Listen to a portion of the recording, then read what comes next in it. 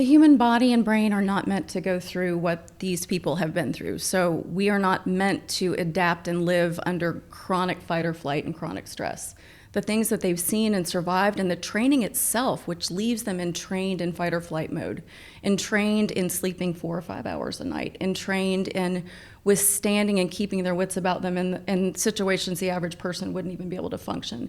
They have had to wall off portions of their humanity, and they live in chronic stress and chronic inflammation, and some of them also have physical issues and disabilities from injury. So it puts them in a situation where it's almost impossible to be well. Health, fitness, mindset, nutrition. Live better and longer. I'm Saad Alam, and let's hone in. Dr. Jandes, we are so excited to have you here today, not only because you're a home physician, but because you have done an unbelievable job with all of our men. And so what I'd love to even get started about is, why did a woman get into male's hormone health, and why is it so important to you? What a good question. My husband asked me the same thing the other day. No, I think I started being interested in hormones through a functional medicine lens, because so much of our environmental exposures and the things that we do that create inflammation in the body in modern, stressful, post-COVID, chemical-laden world affect hormones. And so I was interested in hormones as one of the main reasons I did secondary training in functional medicine, but I particularly got interested in men's health and men's hormones because of my experience through training at the VA with veterans. And so I trained at a hospital that had a Veterans Administration hospital attached to it. So I began to kind of be interested in how things that affected stress and hormone production affected men's hormones in relationship to trauma through the VA at work. And I did a lot of behavioral health work as well. And so I had a lot of vets with PTSD, and I noticed that they also had low testosterone. And so home became an avenue for me to explore that a little bit further and kind of do my own version of extended care for men's health. Well, I'll tell you that I also sit on the board of one of the largest military communities in the country, and PTSD, low testosterone, mental health, huge problems that our government is really not paying a ton of attention to. There's one thing I wanted to circle back, though, is you said that you really like functional medicine. What is functional medicine? Great question, because we throw that word around, and I don't think half of the people in medicine have any clue what it is. So in my view, it's the extremes of preventative medicine. So you can do preventative medicine training, but this is more of a formulaic approach to prevention of particular diseases and particular exposures. Functional medicine takes it up a step upstream. So they call preventative medicine in terms of functional medicine upstream medicine. So if you imagine a downstream effect from a problem may create a disease that's given a name and given a title, but how did it get there? So unless you're looking at disease in terms of genetics and fully penetrant genes that are there at birth, a genetic birth defect, type 1 diabetes, these sorts of things that were already there genetically, that's irrespective of upstream approach. But upstream approach would be, how do you become a type 2 diabetic? How do the stressors and things that you're exposed to in your life create epigenetic changes and changes within the body? With inflammation, you'll hear me say that a lot. People get tired of me saying inflammation because it's such a big player, but that is functional medicine. How do all of these exposures change our risks to turn disease genes on that may be dormant or create disease within the body? So in my mind, giving a disease a name and giving it a drug, that's a very limited Western world approach that makes companies a lot of money, creates doctors like me, and I am a traditionally trained physician and pharmacologist as well, but I do find the true crux of help comes from understanding how people go from A to B. Yep. And somewhere along the way, if we can catch them midway and bring them back to the starting point of dysfunction, that creates health. And you're not just stuck in a lifetime of pharmacology. And the average patient, when I did my PharmD training, my average patient over the age of 50 had about 12 prescriptions. And those 12 prescriptions all interacted, and then a prescription caused an interaction or a problem, so you had to take another med. And then before you know it, you're on all these meds, and no prevention and actual healing has happened. So to me, functional medicine is about that. I saw my father go through this horrible set of chronic diseases. Started off with type 2 diabetes, became type 1, became kidney disease, became strokes. And the one thing that the physicians did is he'd go see a new specialist, new medication, new medication, new medication. When he passed, he was on 24 medications. And I think when I reflect back on the things we could have done to make them better, it would have been stripping medications away and fixing it with simple things like better sleep, better diet, more movement. Yeah. And I think that's what the world doesn't necessarily realize, is that the solution isn't just throwing medications at people. It is teaching them how to be self-sufficient and take care of their health. Right. And I'm afraid that in this climate, we are becoming so disenfranchised. The medical system is becoming so separate from the general public, and the distrust and mistrust of the medical system is growing. And it's not just in the post-COVID crisis world, but it's through these simple approaches. People read about and are educated about all of the importance of lifestyle change, diet change, nutrition change, supplement use. And you go to the doctor's office, whether it be your nurse practitioner you might see for primary, or you're seeing a specialist that's an MD or a DO, and how many of them will even bring such things up? And they're powerful things. And so that creates a mistrust. Physicians used to be in the top 3 most trusted professionals, and we are no longer there. And I believe it's because we're missing this portion of things in our training and in our approach. Well, they say, and I don't know if this is accurate, but they say the half-life of medical education is 8 months. Right? They literally, hold on, that's a crazy concept to get your mind around. That is a crazy concept. Right? 8 months after you spend 7, 8, 9 years getting your degree, half of the information you learn is obsolete. And I think it's a large part of the fact that the medical education or curriculum hasn't caught up with a lot of what's actually happening in the world. And I also think the more difficult thing is that a lot of physicians don't take care of themselves. It's really hard to preach when you may be 60, 70 pounds overweight yourself. Maybe you're smoking. I know I've talked to doctors and I can smell the nicotine coming off them. I think all those things make it difficult for the public to say, hey, are you really giving me the right advice? Yeah, it's true. And I think looking at your physician who's stressed and overworked and has a lot of the factors we're going to talk about today involved in their own lives, and the training process, we're going to talk some about the military today. And I would ask the veterans watching to forgive me for making a comparison that nothing can be as hard as military training. But there are many things within the process of training for physicians that's much like the military. It's a hierarchy. It's a process of stripping things away to teach you things. It's a way of life. The residency process, at least in my day and age of training, was grueling with very little work regulation. And so 80-hour work weeks were the norm. And so physicians began this kind of process of inflammation and of their own illness through their training, because it's much like the military in certain ways. And so you've developed all the bottom and kind of base work for developing your own diseases and your own problems. And so it's hard to be the person who's fit and healthy when you work all the time and you're stressed. That is like one of the most insightful comments I've heard, right? Because all physicians are so incredibly well-intentioned. And I think so. We want to look at them like superheroes. And the reality is, like, they've got their own things they're dealing with. They've got their lives. We're pushing them even harder. And the medical system's falling apart too. Absolutely. So Absolutely. It's a really hard thing. But I think that reforming medical education to make it less stressful, to make it more doable, to make it more approachable, and to include diet, nutrition, lifestyle changes, functional medicine concepts in the training, the newer physicians will not have to work as hard as I did to get some of this knowledge. I mean, I had to do 2 doctorates and then go and do secondary training on my own to get to the point where I still believe I have so much to learn. So it's really difficult to imagine if you weren't ingraining these sorts of things in the training. How do people that are already tapped out get that training? And so much of the knowledge that physicians have is driven by pharmaceutical industry. And so the industries not only contribute to the medical education process, but the literature is pharmaceutically driven with the randomized controlled trial, which does not fit the majority of lifestyle intervention outcomes. And so a lot of what we do is off the mark.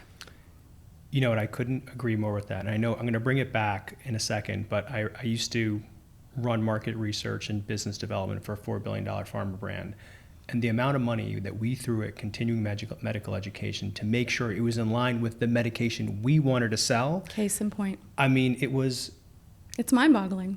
You get the best thought leaders, you pay them top dollar, you get everyone in a room, you feed them fat, and you just give them your information because it's what we want them to know. And the reality is there's all this other stuff that has nothing to do with the medication that you're even selling. The reality is, if you just taught patients how to do that, they'd be far better off. Absolutely. Okay, so let's get back to the VA. Let's do it. How big is this problem? It's systemic.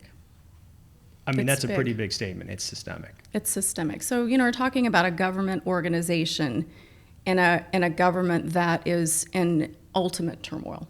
Has been for years, but worse than it's been in a long time. And so funding for the VA, health rights and protections for our veterans, when they're an active asset, combat gear has never been better. Acute medical and trauma care has never been better. When they're no longer an active asset, the money's not there.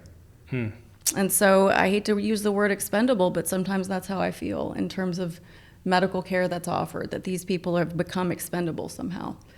And so the real problem would be keeping someone alive in service, and that is dealt with fairly well. But more people are alive longer and survive traumatic combat situations more.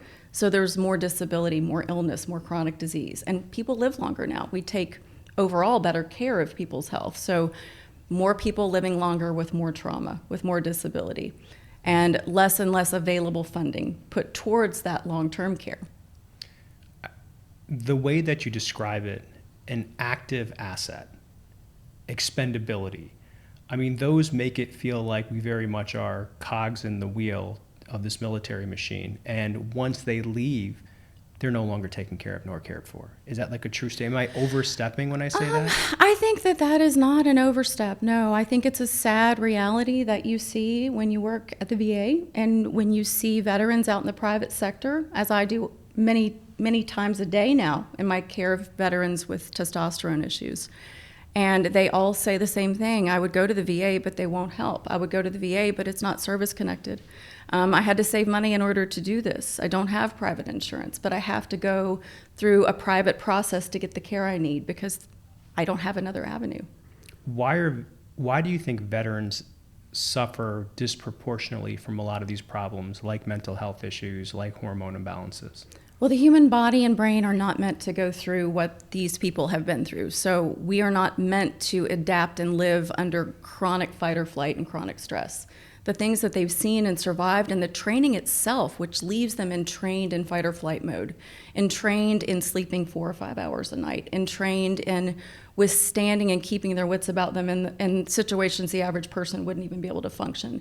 They have had to wall off portions of their humanity, and they live in chronic stress and chronic inflammation, and some of them also have physical issues and disabilities from injury. So it puts them in a situation where it's almost impossible to be well. I mean, you imagine you going from a very normal air-conditioned life where you're sleeping whenever you want, eating whenever you want, not had a tremendous amount of structure, to all of a sudden going into the military, being incredibly structured, pushing yourself harder than you've ever been pushed, and then being thrown in a war-torn zone where now you are constantly thinking about, am I going to survive? Do I need to actually pull the trigger, right? Those are scary things. Absolutely, and we've gotten pretty soft in the Western world. You know, even people that don't have every luxury still have basic needs met, and so we don't live in a way that this wouldn't be anything but going into the deep end, into shock mode. So the dichotomy matters. So tell me a little bit about what happens when someone goes into active service. What are almost like walk me through, I walk into training the first day, what are the things that my body starts to go through, and why does that actually compound over time? So I think the immediate thing is people have to go through basic training, and the whole idea with field training and basic training is stripping away things that don't serve as a tool or a weapon and instilling things that do. So it's an automatically stressful hierarchical situation with drill sergeants yelling at you, you're in stress, you've been an autonomous human living in a relatively cared for situation in most cases, to all of a sudden all those things are stripped away. So you're automatically in fight or flight. You're automatically with cortisol levels going up. You're automatically in a mode of fear and combat, even if you're not yet in field training. Then going into field training, as a statistic points out that field training itself drops T by almost 50%. And that fight or flight scenario, the real world scenarios that soldiers go through, begin to create this fight or flight mode that stays entrained within the body. So that kind of stops a lot of the body's natural production of rest and digest physiology. So our gut likes rest and digest. That's how we digest our proteins and foods. Our endocrine loves rest and digest. That's how we make and signal hormones throughout the body. So they're already, even from the beginning, becoming more and more susceptible to chronic disease and problems, particularly mental health. because the body, the brain, and the mind-body complex aren't meant to withstand these things, especially in the long term. So it'd be one thing if a soldier had a discrete training, a small deployment, maybe not any trauma, and then could go back to regular living under a year. But most soldiers become career soldiers, or at least have a tour or term they have to serve that's more than that. And so is it, let's say I went on a 4-6 year tour. Is it a true statement that once I get put into that fight or flight mode, as you use the word, it entrains me and I'm stuck there to a certain degree? If you have to maintain it, yes. And then there's a threshold that each person has that's individually developed that it's hard for them to become unentrained. So, you eat the same thing every day for 10 years, you're going to think that's what you want to eat, and your body becomes used to it. Your body becomes stuck in those modes. And so body and mind get stuck in soldier mode. And when they come home, they're dropped out into the world, expected to adjust without much help. And, I know there's great research right now out of Walter Reed to look at ways to identify early who needs help and what methods would help the most. But generally speaking, it's like being institutionalized your whole life and then stepping out and having to learn how to function again with people that are worried about social media, and they're worried about how their hair looks, and they're worried about how people might perceive them, and they feel very alienated. And so you're saying there's both a biological or physiological response that their body is stuck in a fight or flight mode, on top of the fact that mentally they haven't been in the same headspace for 6 years, 10 years, like you were saying certain times. Yeah. So it's almost like re-entering society to a certain degree. Absolutely. Help me understand, once you start going into fight or flight and you're stuck there for 6 years, what does that mean for you? What does that do to your body? Well, first thing that starts to happen is the adrenals can't keep up with the cortisol release. And cortisol is catabolic, so it helps you break down all sources of fuel in a fight or flight situation so that you have plenty of glucose to go to the muscles and plenty of food and fuel to fuel the action. The body can't sustain that for very long, and so cortisol curves begin to flatten, and you start to notice a change in hyperacuity and arousal in patients because they're kind of becoming more jumpy. Their startle reflex is up. Their eyes are a little bit wider, and they're starting to get stuck in that mode when the cortisol curve starts flattening.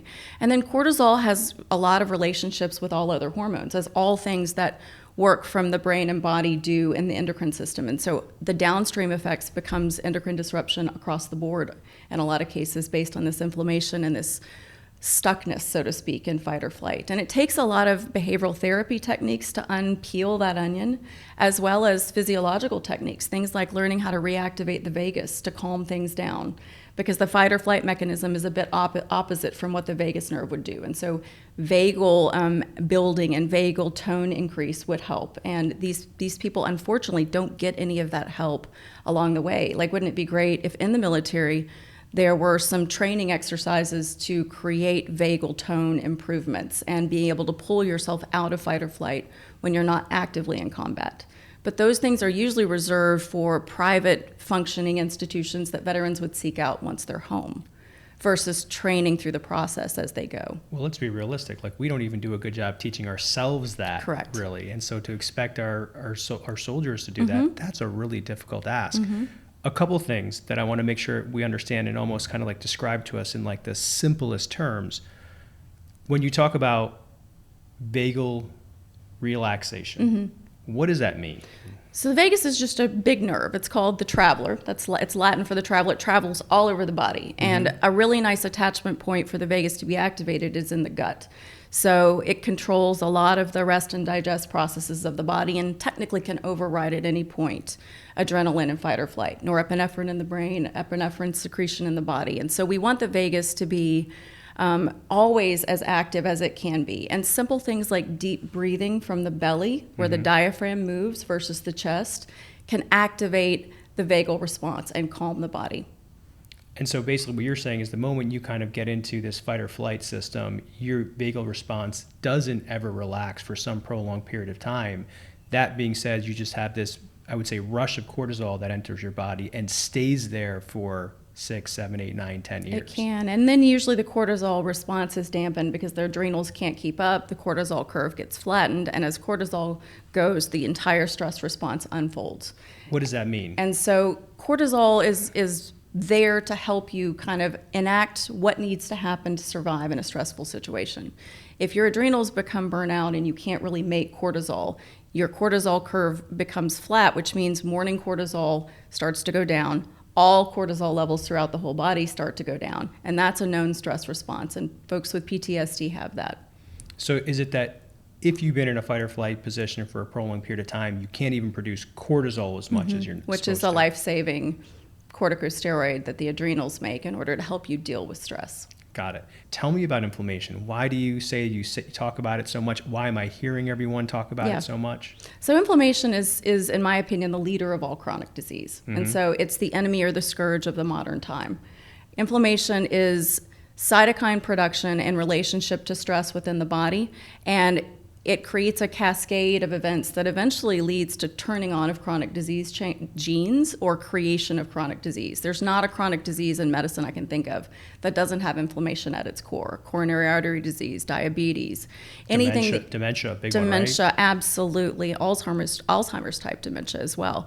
And so everything is related to this cytokine outpouring that happens in inflammation. And inflammation has lots of causes, lots of things that we didn't ever think about in the past. So we used to think about simple things like inflammation's caused from infection, inflammation's caused from certain foods, and certainly our diet is inflammatory. But we didn't think about it until recently how much the mind and body work together to create problems and benefits. And so stress within the mind creates inflammatory reaction within the body, inflammatory cytokine production.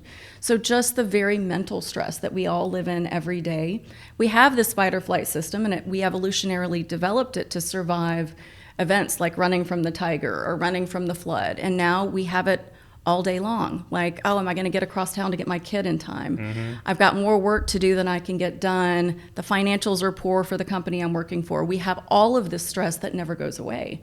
So evolutionarily, we would have had the tiger that either chased us or killed us, and we either survived or we didn't, and we'd go back to baseline. And we don't have that same situation anymore. So this chronic mental stress is really a problem, and that leads to another factor causing inflammation, which is lack of sleep. So we hit the reset button at night, the brain cools down, the brain begins to find its own anti-inflammatory mechanisms to heal, to assimilate memories, to store memories, and to heal the body. That's where the GI tract does the majority of its work. That's when we make a lot of our hormones, including testosterone. And so being anti-inflammatory means you have to get enough sleep. And having stress interrupts the sleep. Having PTSD interrupts the sleep. And so all of it leads to more inflammation. And it's like the hamster on the wheel, kind of feed forward. So it's almost like the moment you become a soldier, you're in basic training, you're not sleeping the way you used to. Right. Then on top of it too, your cortisol levels are initially increased. Although you're in that prolonged period of fight or flight, so it never comes down until you're completely burnt out. Yeah. And then on top of it, to make it worse, you are always being put into a place where you don't have certainty about what's going to happen next in your life. And that's a big deal, not knowing, especially with the way that modern warfare is conducted. You know, beginning with the Vietnam War, it became unknown. It wasn't troops marching against troops and storming battlefields and storming the beaches. It's guerrilla warfare. You don't know who the enemy is. You don't know the next minute if a child is going to pull a gun or if there's going to be a roadside bomb, and you don't even know what the enemy might look like in a situation. So the uncertainty every moment, even during sleep, if you're in a deployed situation, there is no relaxation. So it's your body can't even heal itself during the times it was evolutionary built to heal itself anymore. Absolutely. And one important part about cortisol is that when it's really high and you're in the most stressful situations, even really stressful exercise situation, it dampens the testosterone response.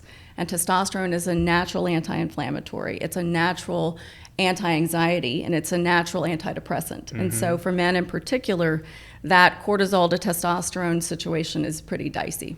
I read it on PubMed that military field training can decrease testosterone production by up to 47%. Is that a real number? It's a real number, and it's in a snippet, though, that the big picture is that when they're in the field training directly, the T goes down. Most people do initial field training at the beginning of service experience, so they're not in a position yet where they're entrained in the way we've talked about already. And so even if their T does rebound after the field training, Give me those same patients a year or two later after a deployment, combat experience, maybe a TBI, maybe PTSD, maybe the beginnings of service-related depression, all of which affect testosterone as well. So you're not able to put it in such an isolated fashion to just say that field experience decreases testosterone, which rebounds at the end of the field experience. But overall, just knowing that field training does that is pretty scary. Is it enough to say that if when soldiers come back, we were to teach them deep breathing exercises, optimize their hormones, and tell them how to go to sleep better, that a lot of this gets fixed? Or is it a longer term problem that we don't even know how to, I would say, solve yet? I think it's the latter, but the former is so important. Mm-hmm. Why wouldn't we do those things? Why wouldn't we try?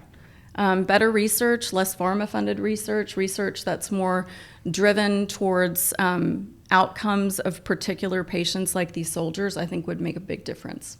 But all of those things, teaching all of those things when soldiers return home would be nothing but beneficial, and there would be a do no harm approach there. What do you think is holding us back from doing that? Because they're simple things, right? Mm-hmm. Boy, that's a systemic question and a big question. I think there are so many things that hold us back. I think that kind of what I touched on earlier is that there is this certain almost expendability that once soldiers are back home, they kind of get plugged into the VA care, and the VA care isn't set up to do that. It's a really old system. It's an old system with old hospitals and older protocols, and it doesn't mean there aren't super talented providers there and well-intentioned people there. I've never seen people work so hard to help a population, but they're within a system that is out of date and underfunded. Is it as simple as throwing more money at this? No, because often the more money gets channeled down the wrong pathways. And so I think veterans need to be able to be more active in their healing. I think the behavioral health folks need to be more actively involved in finalizing kind of the debriefing when soldiers get home. You know, I know soldiers want to come home and see their families and go straight home, but having a bigger debriefing area and a better trained staff to do so that's heavy on the behavioral health and functional medicine side of things. You know, to my knowledge, the VA doesn't employ people that have functional medicine training. Do you think, though, one of the things that's really necessary in order to take on behavioral health is you have to be open and willing to step into it, right? Yeah. Like, there is an element of it that feels a little bit woo-woo, and if you've probably been holding an M16 in your hand and throwing grenades across, you don't want to talk about your feelings. Yeah, like, how do you get someone to do those things? Yeah. I think having a lot of background education prior, during, and after service to say, this is how disease happens. These are the things you're going to be at risk for. These are the exposures you're likely to have. And here's what they will do. It's just simply education. Because regardless of the bravado and the machismo that happens in the military, and some of it's ingrained, some of it's based on the person that chooses that career, but much of it can be encountered in a way that I just want to show you and teach you that this is something that will happen. Here's the physiology of how it happens. I've never met a patient I can't explain these topics to. And when the light bulb goes on, that's when they're able to help themselves get well and demand the care that allows them to be well. What do you think that light bulb is in most people? I know it's different for different people, but if you had to say, like, these are the top 2 light bulbs that go off, what do you think they are? I think it's talking about the fact, so this is something that's a big light bulb for my patients, is back to the inflammation topic. People aren't taught and don't know how much you truly are what you eat and how much sleep truly affects everything. Mm-hmm. So think about it. What can you go the shortest amount of time without dying? Water. What's the second thing you can go without for the shortest amount of time and not die? Sleep. It's not food. People can fast for long periods of time and maybe they wouldn't be healthy, but they won't die. Mm-hmm. And so you start losing your mental health very quickly. Less than 7 to 7.5 hours a night, after 3 or 4 days, you begin to get confused, your mood starts to swing, your inflammation goes up, you're not in the reset mode that sleep brings, and the downward cascade of health happens. And so just simply knowing that what you eat matters and what inflammation is, how do you create all of these cytokines that disrupt your body function by food, by ultra-processed food and inflammatory eating, adding artificial sweeteners to things that cause endocrine disruption, and what does that mean? And this is not a huge conversation. This is just opening the topic up to realize that what you do in your daily life with what you put in your body and how much you sleep creates disease. I can't imagine a human that wouldn't want to hear that, regardless of your attitude. And the light bulb comes on and you realize that it's not so simple. And I may have been not told these things. I think that the biggest story that's yet to be told is the inflammation story. Like I think, and you nailed it before when you said connected to cardiovascular disease, endocrine disruption, dementia. I feel like we're just at the beginning of getting that story out there. But the reality is that it's almost hard to grasp, right? Because it means It's nebulous. So many things. It's so nebulous. And it's everything. It's the entire body's response to the way that we live now. And here's a really disconcerting idea. This is worrisome on many levels. Once inflammation has epigenetically triggered genetics that are dormant, you can then pass them on to offspring. So imagine, veterans that have come home and began to father children at that point, and what they have had created within their body that can then be passed on. And this is a new concept. We didn't used to know things like this were possible. We've just mapped the genome, really recently. We've just learned about epigenetics relatively recently to that. And so it's all a brave new world of medicine. And I think we will look back on how barbarically we've done things in the future, in the very near future. And as you said, medical training is obsolete by the time it's complete.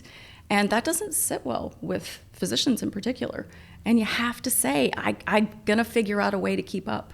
And by the time a white paper is published, there are 10 more that might add more to the topic, but it's going to take another 10 years for that information to make it into the training I would receive in medical school. So unless you're dedicating a portion of your career to keeping up and learning these concepts, you're going to be at odds with the truth of the information quickly. I am hopeful, though, because I do, and I'm hopeful because of physicians like you that have basically said, it was wonderful what I trained previously and what I learned previously, but the reality is that the world is changing very rapidly, and I myself want to be healthy, so I'm incorporating a lot of these behaviors into my life.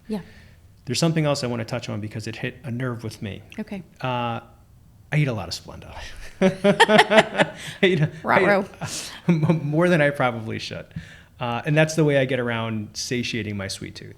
You said that artificial sweeteners cause endocrine disruptions. Talk to me about that. So endocrine disruption with artificial sweeteners was theoretical and is now much less so.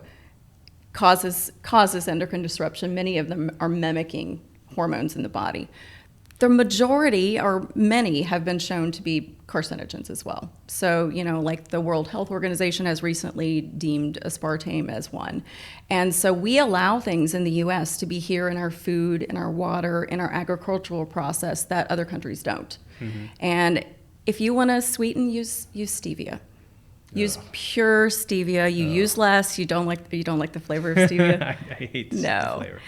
But have you gotten the stevia that's just the stevia leaf that doesn't have anything else in it? Because often the blends have other things in them. I've tried every kind of stevia. We have stevia that comes to our house on Amazon subscriptions, and it just piles up. And we've tried everything. I just Splenda. It's a bad habit of mine. It's the one bad habit I'm trying to break. But it's like whenever I hear slowly but surely work on it. I'm gonna hear you inside of my head. Slowly but surely. Replace it with some carbonation. Think about. We do a lot of that too. Okay. We do a lot of that too. We got one of those machines that you plug in. That's good. God, what's it called? We use it like the Soda Stream things? It's a Soda Stream, but there's a different one that we use. Okay. It'll come to me.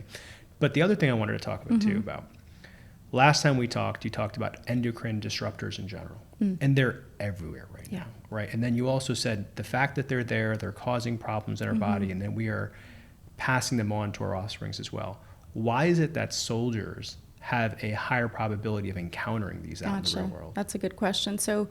And soldiers have it whether they're domestically situated or they're deployed abroad, because bases are places of war. Chemicals are involved, radiation's involved.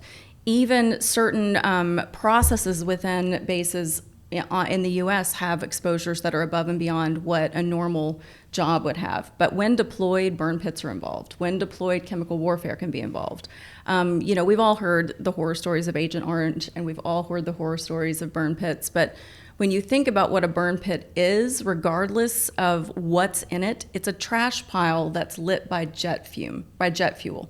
They use jet fuel as the accelerant. And jet fuel itself is a poison. This is something that's an aromatic hydrocarbon that eventually leads to DNA damage and lack of repair. So that in of itself is a toxin. And soldiers have so many of these endocrine disrupting toxins and exposures through breathing in the fumes. And a lot of the exposures are topical, things that they've had to touch or be exposed to through the skin or inhaled. And they bypass the body's natural detox through the gut. So the first pass mechanism that takes things through the gut, through the liver, is a big part of our detox, is how the things from the outside of the body come in and are broken down into more hydrophilic particles that are less toxic that can be urinated or excreted in the stool or sweated out. And most of soldier exposures are through things they've had to breathe in or touch. And so all of that is avoided. And so the detox that could have happened, which easily gets overwhelmed, the body's ability to detox through glutathione production, which is limited, the major antioxidant of the body. I'm a big fan of glutathione support for soldiers. For anybody that's been exposed, I use either N-acetylcysteine to build oral glutathione up or glutathione injections, which Hone offers now, which is awesome. But all of the detox mechanisms can only work if they're allowed to work. And so exposures often bypass those detox mechanisms. So not only are more chemicals there that they're exposed to, they're exposed in routes that they don't have a prayer to detox from. Oh my God. So it's almost like they're going somewhere, signing their life away to a certain extent, and they don't even know the extent of what's actually happening. It's not a bullet that you just have to worry about. It's the fact it's not the bullet, right? If you can survive the bullet, then you have all these other things that are unseen.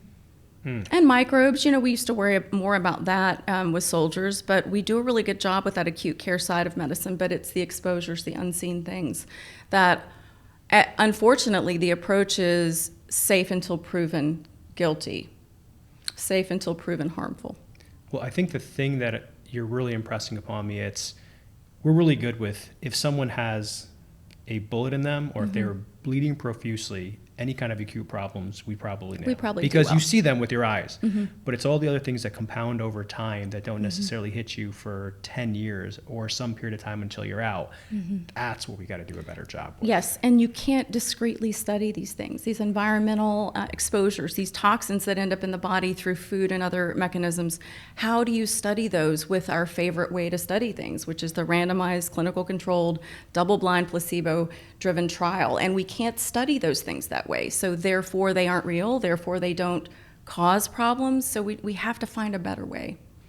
Talk to me a little bit about too that when soldiers have their hormones imbalanced from all of these environmental exposures, I wouldn't say the place that they're in, how does that cause mental health problems? Traumatic brain injury is part of this, PTSD, service-related depression, all of these things that happen because the human mind and body are not able to heal from and conceptualize what they've seen and been through. All of those things eventually lead to hormone disruption, in particular estrogen and testosterone change. So as stress goes up, we know stress causes inflammation. We've talked about that already. And as inflammation goes up for men in terms of testosterone, not only do testosterone receptors downregulate in the hippocampus as well as do estrogen receptors, but men convert more T to E as a neuroprotection in brain damage from TBI because of all the inflammation in the brain.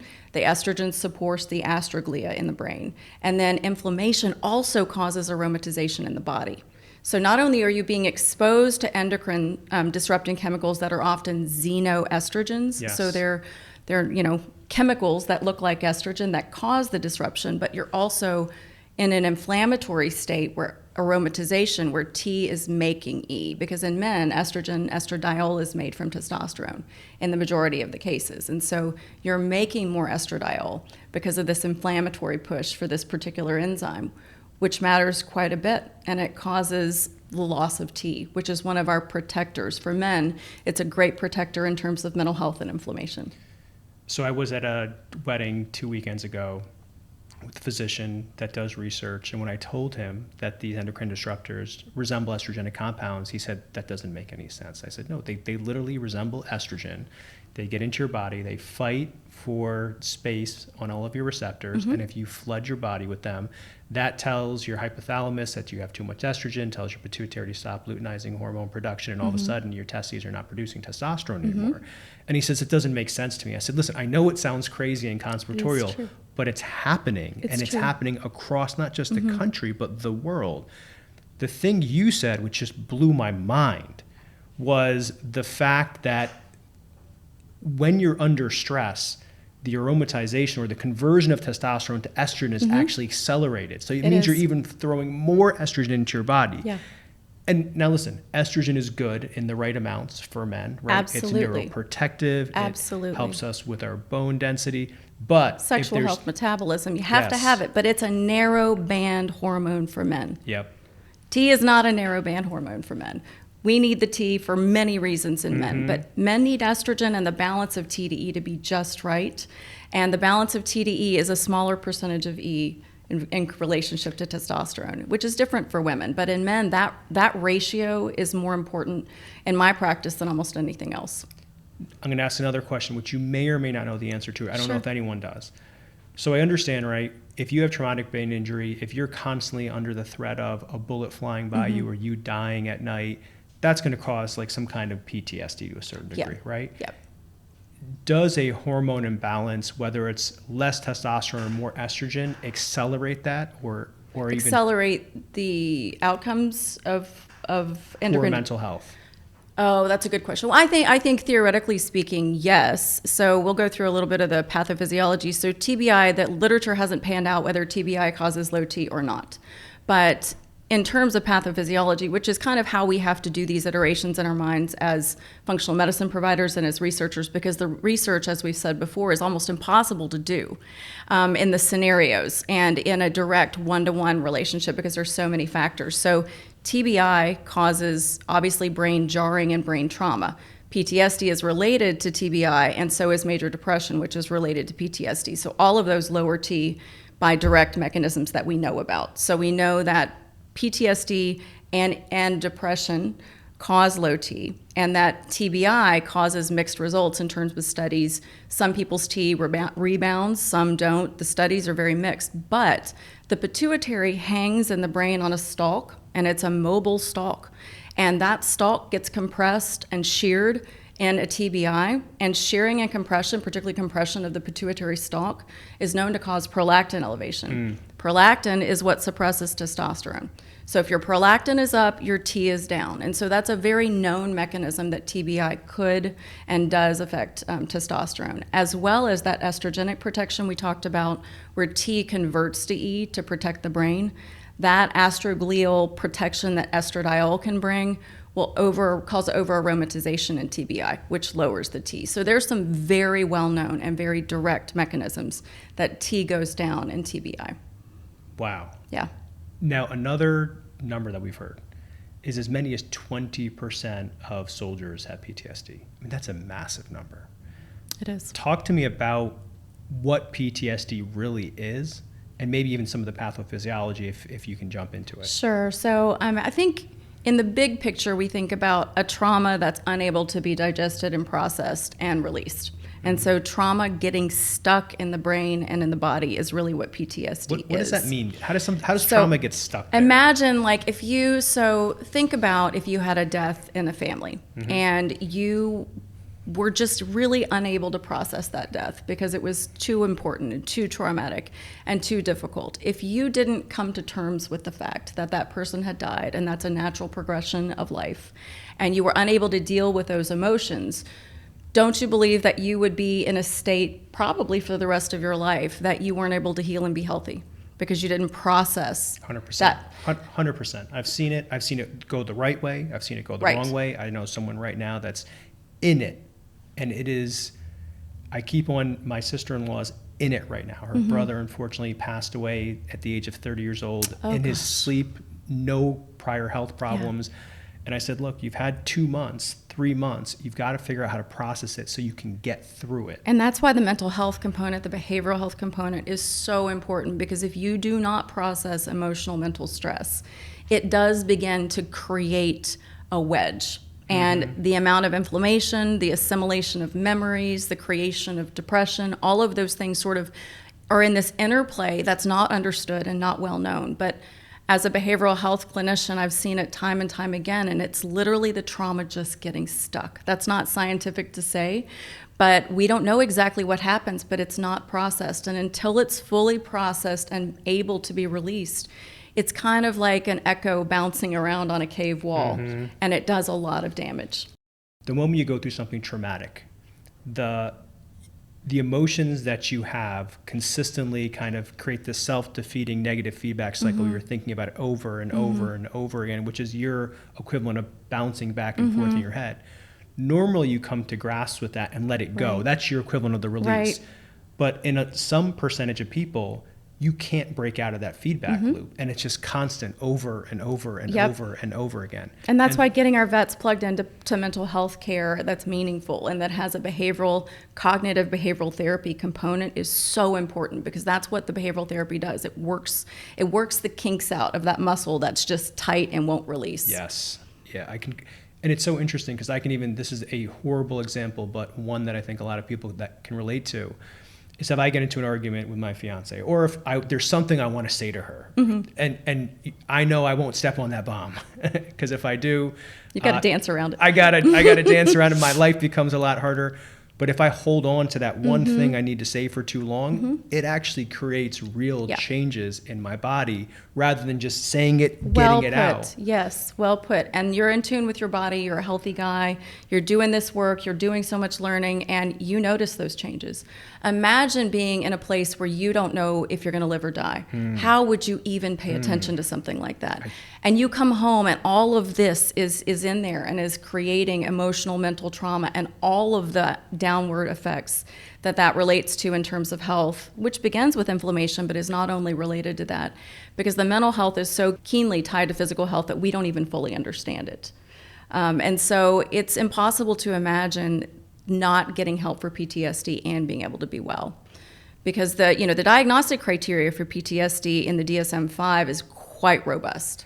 It's very detailed. It's above and beyond the conversation here, but it would require a full psychological or psychiatric evaluation, multiple interviews with the interviewer, and criteria to be met. But generally speaking, if you're reliving a trauma, if you're hypervigilant and jumping at any sound, if you're having trouble sleeping, you're starting to get depressed, and you're avoiding any reminder of that trauma, a sight, a smell, or a sound that could take you back there. Nightmares, of course, are a big part of that as well. But if you're in a situation like that and it's related to something that's happened traumatically to you or someone else, you need to be evaluated for PTSD.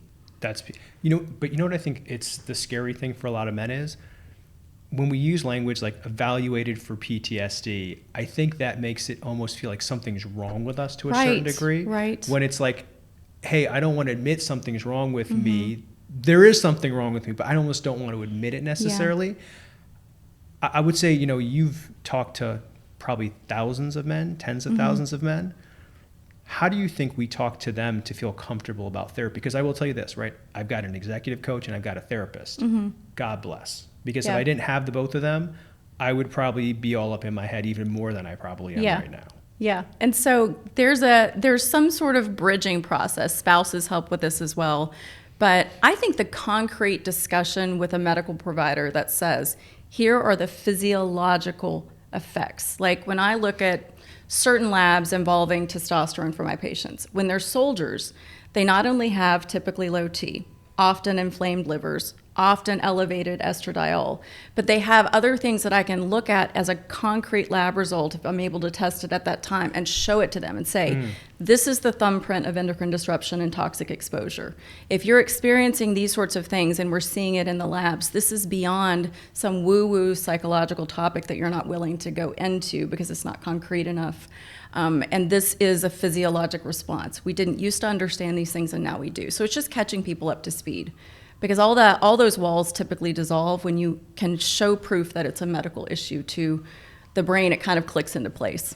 Oh, that makes a ton of sense. Yeah. Right? Because then in that way, it becomes this hard, ambiguous, nebulous thing to get your mind around that you don't necessarily even know how to peel back to. Oh, look at the concrete numbers. And that makes sense because if I were to figure out how to get this fixed, a lot of these other things would get fixed as well too. And you're just telling me I need to sleep a little bit more and talk about my... Maybe talk to a therapist, maybe even take a med for PTSD. And the cognitive behavioral therapy process for people to kind of go through treatment for trauma is very concrete. It's not just talking to some therapist about how you feel. It's particular exercises you do, and you do them daily. And so the therapy techniques are very concrete. So as it turns out, they typically do appeal to even servicemen that didn't want to get it done. So these are not things like, tell me how your father treated you when you were young. These are like very well-known exercises that you go through that are probably not going down to that level necessarily. I mean, the process of having PTSD is also knowing that not everyone gets it in the same experience. So 15 to 30% of people exposed to traumatic experiences in the military service would come out with PTSD. And so one person can have the same experience as another and not get it. So pre-existing processes through birth, through fetal development, through childhood trauma, all these things kind of prepare and set the stage for, prime the pump, so to speak, for PTSD. So getting into childhood may be important in some sort of esoteric way because of knowing that this set you up to have been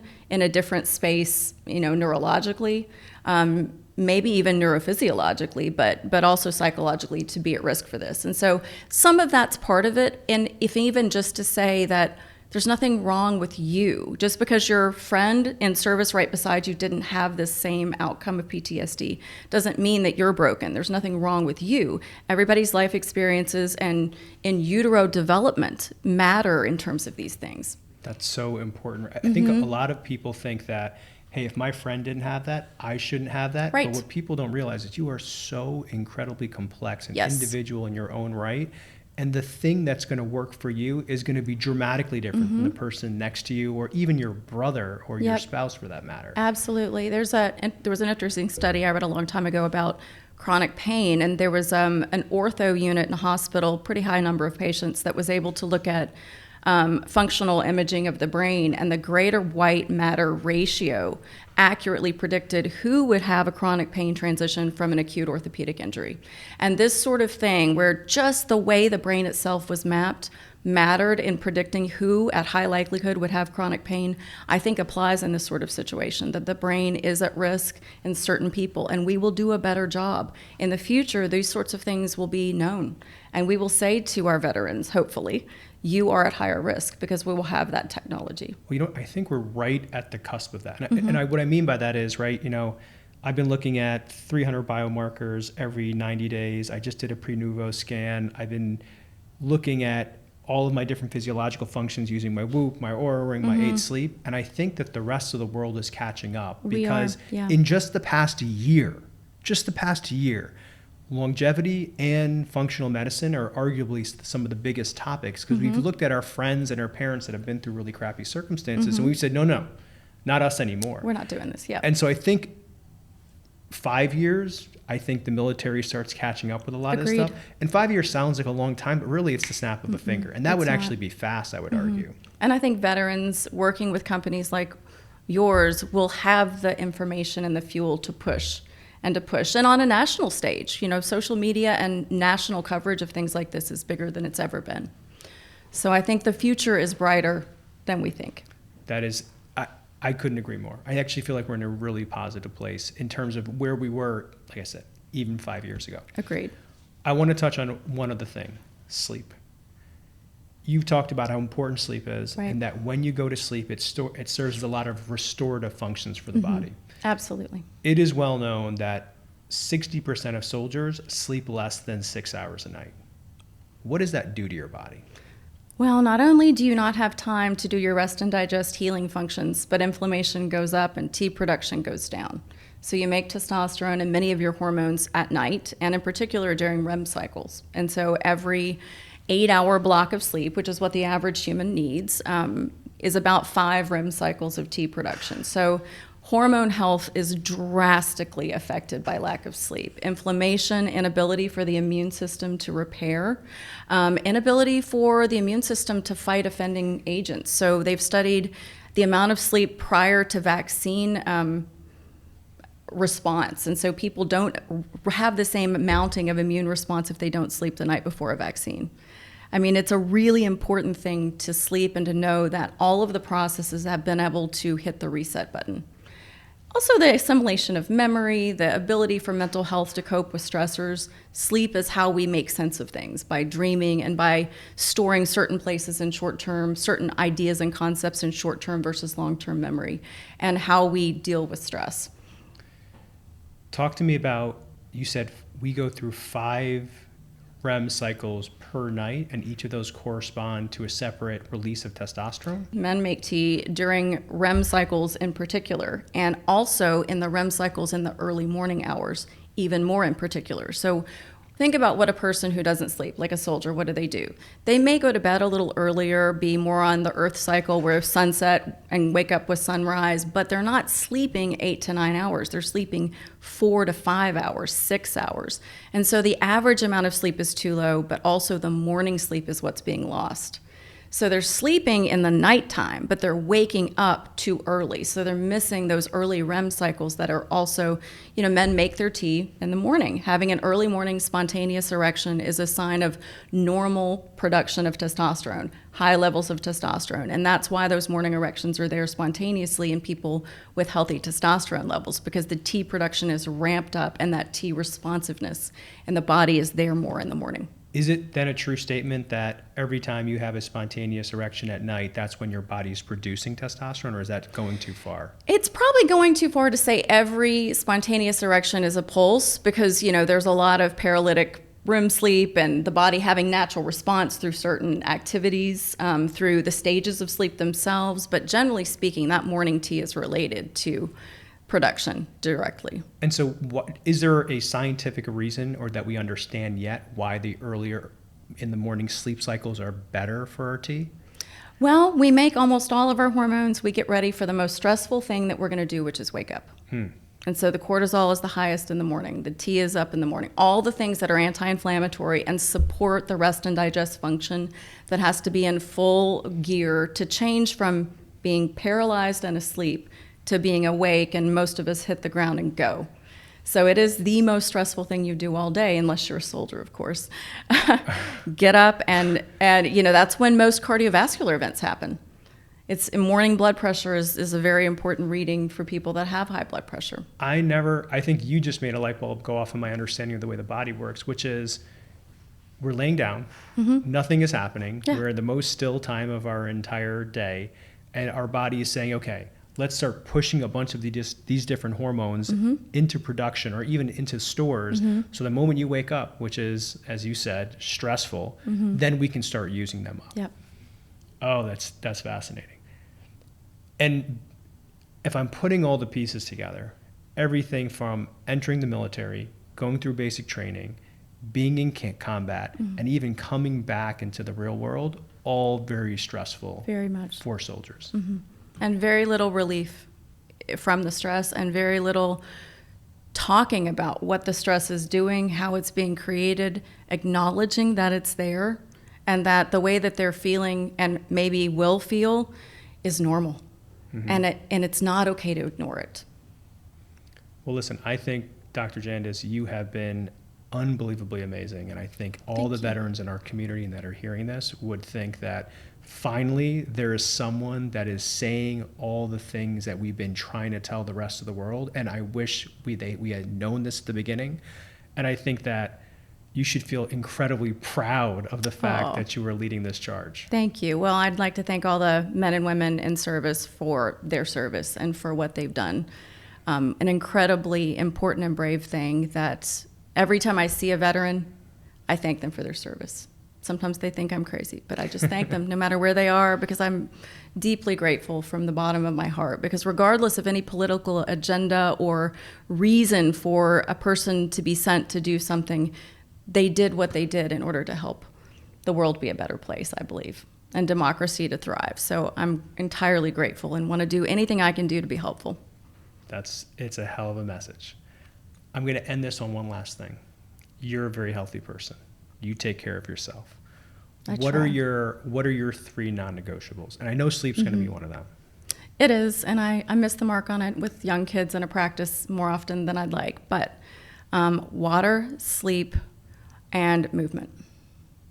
So, and it's a mixture of movement. It's not just I have to do cardio or I have to do this or that. It's strength training, and it's things that are not punishing to my body and are rejuvenating to mind and body. So I don't do things on a regular basis that punish my body in terms of exercise, because we preach movement, we preach exercise, and it's very inflammatory and it's often very stressful. And so I try to instill that in my patients and in my family, that stay moving. Most important thing you can ever do is walk. Yep. Walk every day. That's it. Just walk. Longevity is directly related to that particular movement. Jogging's not a bad thing, but not everybody's body's meant for it. And it will erode your joints over time. And so walk. Love your family, lower your stress. That's it. Stay mindful, stay present. That's it. If you can't control it, don't stress over it. Hold on. How important is that? I wish more people realize it. You can't control it. Just let it go. It's not even worth thinking about. And we have been taught, I'm a woman that grew up in the South, and so it's all about, worrying, and I've just worried, and what good does it do? What good does it do? I mean, I'm not going to worry if I can't fix it, and that's a big statement from someone who's a mom. So, yeah, and I'm a parent of a child with autism as well. So I've had to learn through personal experience. That's one of the reasons I'm on a functional medicine journey for myself, my family, my patients, is for him. And I can't control it. I'm not going to stress over it. I'm going to just let it be and be mindful and be grateful. And for the vets out there listening, gratitude journaling and gratitude statements help rewire the brain in a more rapid succession than a lot of things. Write your gratitude statements, write in your journal, and take your fish oil. It's a systemic anti-inflammatory. 2 grams a day, split in 1 gram doses after meals. I preach it to my patients. It's one of the most important things other than supporting your detox. I'm actually going to second you on both those things you said. And we've talked about this so many times in this podcast. Gratitude journaling is arguably one of the single best things you can do for yourself, because it teaches your brain how to be appreciative of every goddamn thing in your life. I think people search for happiness all the time when the reality is happiness is literally right here. And it's internal. Yep. The world will never stop being stressful or in its own way chaotic and crazy, but the inner domain, the inner terrain for mental health is what matters. So finding gratitude for what's in front of you, because no matter what's happening, you have something to be grateful for. So we're going to leave on that. We're grateful for all of your insight, but don't stress. Don't stress. Don't stress. And be happy. And be grateful. Be grateful, even better. All right. Thank you. You're welcome.